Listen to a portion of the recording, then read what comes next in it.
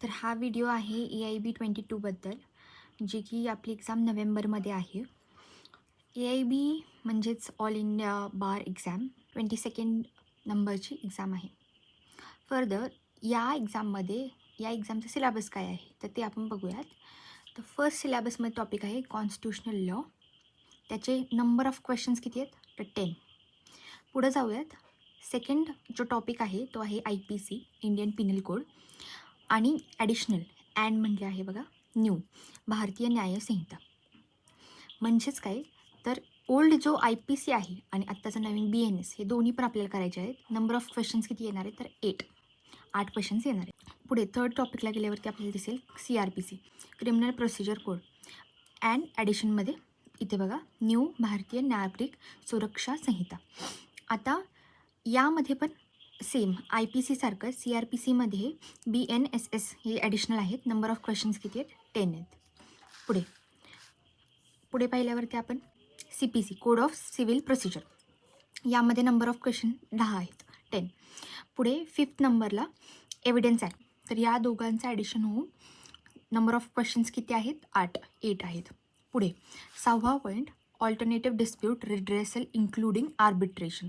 आता या पॉईंटमध्ये ॲडिशनल अजून काही गोष्टी आहेत जसे की मीडिएशन आहे, त्यानंतर कन्सिलिएशन आहे आणि हा आर्बिट्रेशनचा टॉपिक आपण हे सगळं करणार आहोत. नंबर ऑफ क्वेश्चन किती आहेत तर 4 आहेत. पुढे 7th पॉईंट आहे फॅमिली लॉ. फॅमिली लॉमध्ये नंबर ऑफ क्वेश्चन्स हे 8 आहेत. आता फॅमिली लॉमध्ये आपल्याला दोन्ही करायचं आहे, additional special laws. Okay, Hindu law, Muslim law, special laws हे नंबर ऑफ क्वेश्चन 8. पुढे 8 नंबर ज्यामध्ये आहे public interest litigation. Public interest लिटिगेशनमध्ये नंबर ऑफ क्वेश्चन किती आहेत 4. 9 number administrative law. Administrative law हा कॉन्स्टिट्यूशनल लॉच्या डोमेनमध्येच येतो, त्यामुळे आपण कॉन्स्टिट्यूशनल लॉ आणि ॲडमिनिस्ट्रेटिव्ह लॉ हे सायमल्टेनियस घेऊयात. ओके. पुढे 10वा पॉईंट तो आहे professional ethics and cases of professional misconduct under bar council of India rules. याचे नंबर ऑफ क्वेश्चन्स किती आहेत 4. म्हणजे हा एथिक्सचा पेपर आहे, इझी आहे. एकदा तुम्हाला समजवलं तर खूप इझी टॉपिक आहे आणि जास्त मार्क्स फेच करतो. पुढे 11 नंबरला आहे कंपनी लॉ. त्याचे नंबर ऑफ क्वेश्चन्स किती आहे 2. 2च प्रश्न येणार आहेत. त्यानंतर 12 नंबर आहे एन्व्हायरमेंटल लॉज, ज्याचे नंबर ऑफ क्वेश्चन आहेत 2. पुढं cyber law, number of question 2. Next पाहूयात आपण. पुढे 14 नंबरला आहे लेबर अँड इंडस्ट्रियल लॉ. त्याचे नंबर ऑफ क्वेश्चन 4 आहेत.